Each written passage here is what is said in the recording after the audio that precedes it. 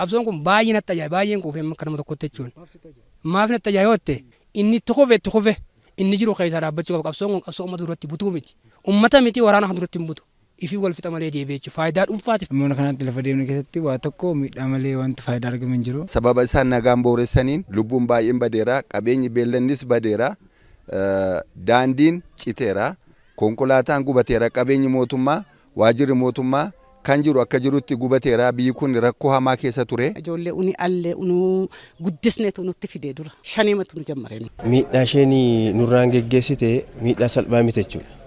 Miidhaa salphaa miti hanga birrii 300,000 200,000 horii sangaa fudhatanii deemuudhaan qabeenya adda addaa hawaasni qabu guyyaadhaa guyyaatti guurrataa deemuudhaan miidhaa adda addaa nurraan gahaa turte.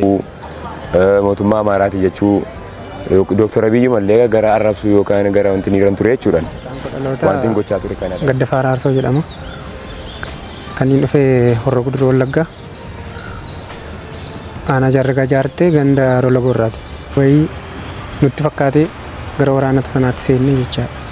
Garuu kaan itti fakkaatee seene kaan immoo saamichaaf kan seenes jira waa hedduu jira jechaadha.